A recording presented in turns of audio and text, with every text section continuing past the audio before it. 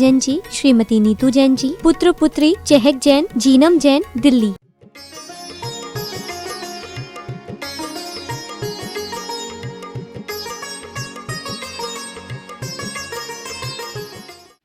मंगलम भगवान वीरो मंगलम गौतमो गणी मंगलम कुंद कुंदाद्यो जैन धर्मोस्तु मंगलम सर्वमंगल मांगल्यम सर्वकल्याणकारकम प्रधानम सर्वधर्मानां जैनम जयतु शासनम। जय बोलो 1008 चिंतामणि पार्श्वनाथ भगवान, जय बोलो 1008 महावीर भगवान की, जय बोलो 1008 सम्य शिखर सिद्ध क्षेत्र की, जय बोलो 1008 अनंतानंत परम सिद्ध भगवान की, परम गुरुदेव आचार्य श्री महाविकीर्ति जी महाराज की, परम गुरुदेव आचार्य श्री विमल सागर जी महाराज की, परम गुरुदेव आचार्य सन्मत सागर जी महाराज की, 3 कमलों करोड़ मुनिराज की, अहिंसा परमो धर्म की।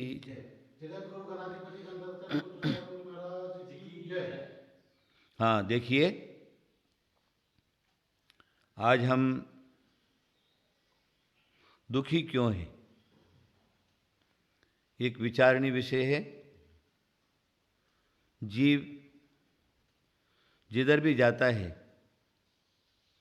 सुख की खोज करता है, लेकिन उसको सुख कहीं पर भी मिलता नहीं। आचार्यों ने कहा है, सुख प्राप्त करने के लिए हमें मार्ग वैसा ही अपनाना चाहिए। अगर सही मार्ग हमारे पास है तो हमें सुख की प्राप्ति हो जाती है, और मार्ग अगर हमारा गलत है तो सुख की जगह पर दुख की प्राप्ति होती है। जीव संसार परिभ्रमण काल में जहाँ पर भी जाता है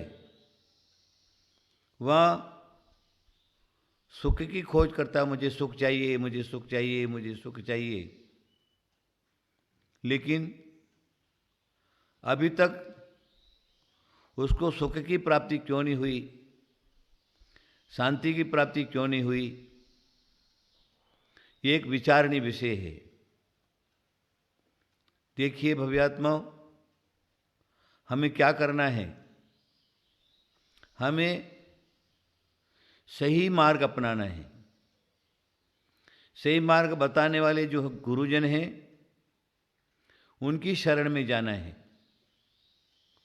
सही मार्ग सुख का मात्र गुरुजन ही बता सकते हैं। हम गुरुजनों की शरण में जाएं, उनके पास बैठें और उनसे पूछें,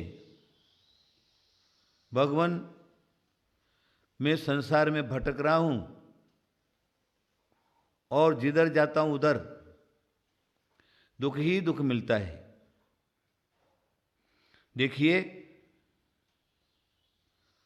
हमारे कुंद कुंद स्वामी ने समयसार की चौथी गाथा प्रस्तुत किया है। शिष्य आचार्य परमेश जी के चरणों में बैठा हुआ है और शिष्य प्रश्न करता है, भगवान काम भोग बंद कहा सुलभम।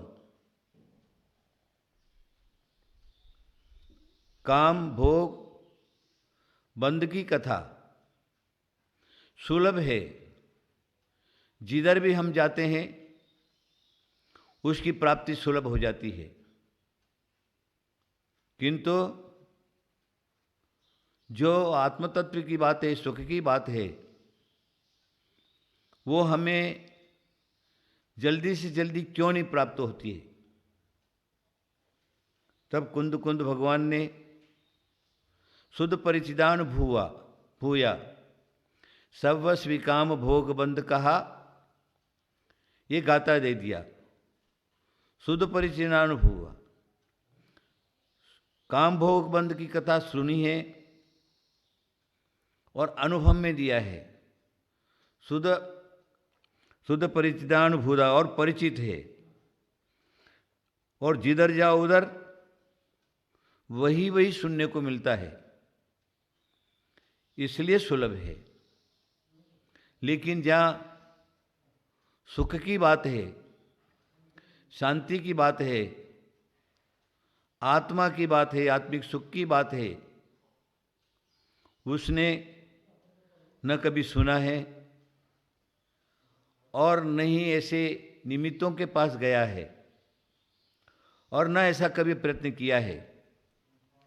इसलिए काम भोग बंध की कथा तो सुलभ है, लेकिन आत्मिक सुख की बात जो है वह सुलभ नहीं है, दुर्लभ है।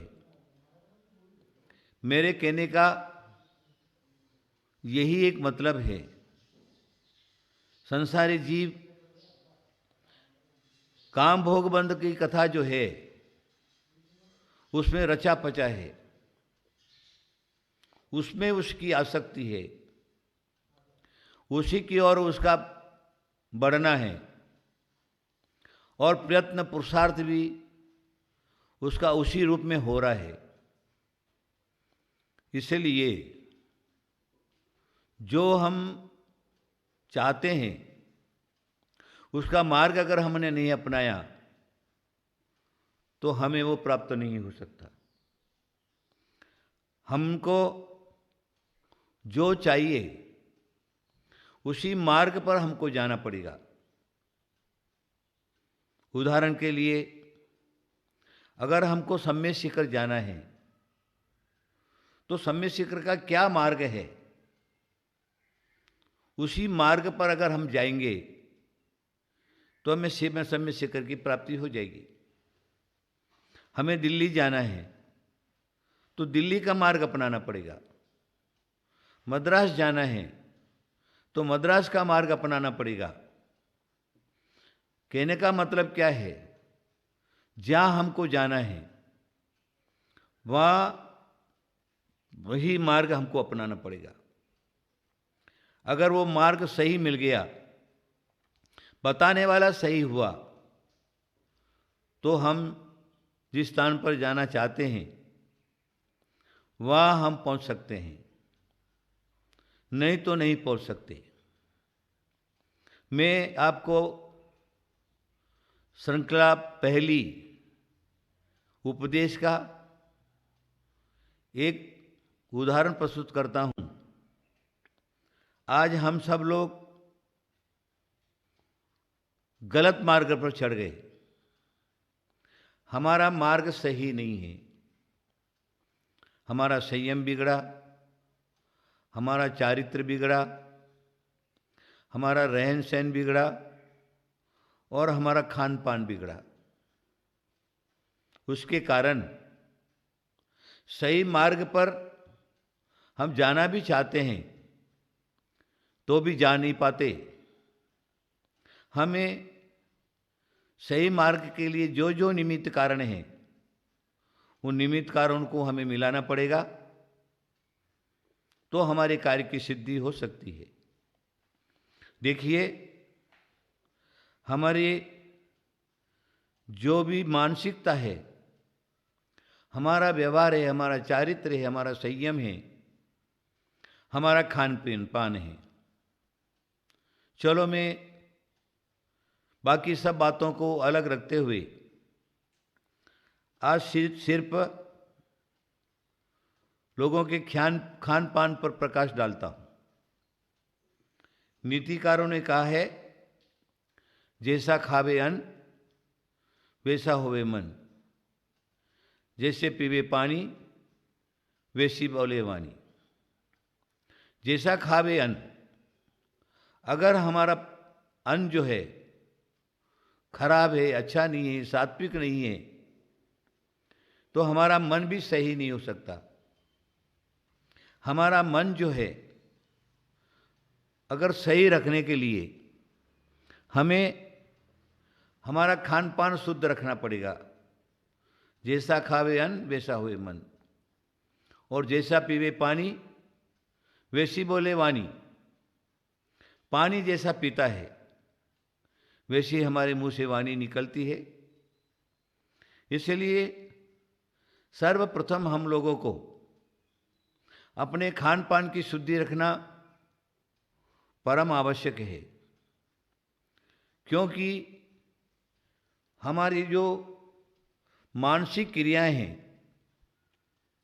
उसके ऊपर उसका असर पड़ता है। अगर हमने अभक्ष्य खाया है तो हमारी मानसिकता कभी ठीक नहीं हो सकती, हमारा धर्म सही रूप में नहीं हो सकता, मोक्ष मार्ग की तरफ हमारी गाड़ी नहीं बढ़ सकती। वर्तमान में लोगों का जो है वो खान पान बिगड़ गया है। चाय जहाँ खाता है, चाय जैसा खाता है, चाहे जिसके हाथ का खाता है, आजकल अगर आप जाते हैं बाजार में तो अनेक प्रकार के अशुद्ध पदार्थ तैयार मिलते हैं और उनको देखते ही आपका मन चलता है और फिर उन चीज़ों को खाने की तरफ आप भागते हैं। उस समय आपको अपना विवेक से काम लेना है कि आखिर ये चीज़ क्या है, किसने बनाया है, कैसे बनी है, किन पदार्थों से बनी है, ये हमें ध्यान रखना परम आवश्यक है। हमारे आचार्यों ने लिखा है, तुम शुद्ध खाओगे शुद्ध भाव बनेंगे, अशुद्ध खाओगे अशुद्ध भाव बनेगा। हमारे प्रथमानुयोग ग्रंथों के अंदर एक विवरण आता है, एक साधु महाराज आहार के लिए निकले। क्या होता है, एक सेठ के घर पर सेठ की सेठानी ने उनका परगहन कर लेता है, नवदा भक्ति करती है और क्या क्या भोजन बना है सोने चांदी की थाली में सब पदार्थों को लगा लेती है। महाराज के सामने वो खाद्य पदार्थ उपस्थित किए जाते हैं। मन शुद्धि, वचन शुद्धि, काय शुद्धि, आहार जल शुद्ध है बोलने के बाद महाराज का आहार प्रारंभ होता है। हाय हाय अच्छा नहीं हुआ, पश्चाताप करने लगे, गुरु के चरणों में पहुँचे। गुरु के चरणों में पहुँचने के बाद आलोचना करते हैं, भगवान इस प्रकार की घटना हो चुकी है, अब मैं क्या करूं? इधर ये हो रहा है, उधर सेठानी अपने काम से निवृत्त हुई, उसने अपना हार देखा तो खूंटी पर हार नहीं था। तब बड़ी सोची समझी, ढूंढा, कहीं पर भी नहीं मिला।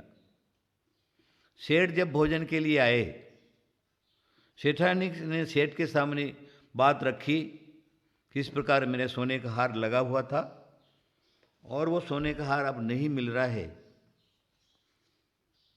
इसलिए मेरा सोने का हार मुझको मिलना चाहिए। सेठ बोलता है, अरे सेठानी, अपने घर के अंदर कौन आया? बोले मुनिराज आए थे, आहार किया और चले गए। सेठानी को शंका होती है, कोई आया नहीं और हार कौन लेकर के जा सकता है? हो सकता कहीं मुनि महाराज तो नहीं लेके जावे। सेठानी के सामने, सेठानी ने सेठ के सामने वो बात रखी। तब सेठ कहने लगे, अरे कैसी तो बात करती, तो मुनि महाराज की इतनी भक्त और मुनि महाराज के ऊपर शंका करती है। नहीं नहीं, हो सकता कुछ न कुछ तो मुझको नजर आता है, आप उनके गुरु के पास जाइए और इस प्रकार इस घटना को उनके गुरु के सामने रखिए। तब वो सेठ जा रहे हैं, उधर गुरु मुनिराज को कहते हैं, अरे साधु, तुम्हारे से अकार्य हो गया है, धर्म की प्रभावना अप्रभावना नहीं हो, लोगों के विश्वास खत्म नहीं हो, इसलिए तुम क्या करो, ये हार को ले जा करके उनको दे करके आ जाओ, चुपचाप दे करके आ जाओ। तब वो उधर से हार लेकर के आ रहे, दोनों की रास्ते में भेंट हो गई। सेठ ने चरणों में नमस्कार किया, चरण स्पर्श किए। सेठ पूछने लगी, महाराज जी कहाँ जा रहे? महाराज पूछते, सेठ तुम कहाँ जा रहे? अरे बोले, महाराज जी बात मत पूछो, मेरे घर में इस प्रकार का सोने का हार, सेठानी का था, उसकी चोरी हो गई है, इसलिए मैं तुम्हारे गुरु को पूछने के लिए जा रहा हूँ कि आखिर मेरा हार वो किसने लिया। तब मुनिराज कहने लगे, अरे सेठ, ये तुम्हारा हार मेरी गलती से मेरे कमंडल में आया है, मैंने उसको उठाया है, इसलिए तुम सबसे पहले ये हार तुम अपने हाथ में पकड़ो। सेठ के हाथ में मुनिराज ने हार पकड़ा दिया। सेठ मुनिराज का चेहरा देखने लगे, आश्चर्यचकित हुए कि महाव्रत ये कैसे कैसे कर सकते हैं। तब मुनिराज कहने लगे, सेठ तुम्हारा हार तुमको मिल गया ना? बोले, हाँ मिल गया, अब तुम चलो हमारे गुरु के पास। तब गुरु के पास उसको लेके जाते। गुरु कहते हैं कि जो अकार्य है वो हो चुका, लेकिन महाव्रती ऐसा काम नहीं कर सकते, इसमें कोई न कोई कारण होना चाहिए। तब उस सेठ से पूछा, सेठ एक बात बताओ, तुम धंधा क्या करते हो, तुम्हारा व्यापार क्या है? तब वो सेठ कहने लगा, महाराज मेरे व्यापार की बात मत पूछो, मेरी दुकान रात को 12 बजे खुलती है और 5 बजे बंद हो जाती है। उसमें क्या करते हो? जो चोर लोग जो हैं वो चोरी करके जो सामान लेकर के आते हैं उसको मैं सस्ते में ले लेता हूँ और फिर उसको बिक्री कर देता हूँ, ये मेरा व्यापार है। तब गुरु महाराज कहने लगे, अरे सेठ, यही एक कारण है, तुम्हारा चोरी करने के व्यापार से धनार्जन किया, उस धन से तुमने मुनिराज को आहार दिया, उस पदार्थ से।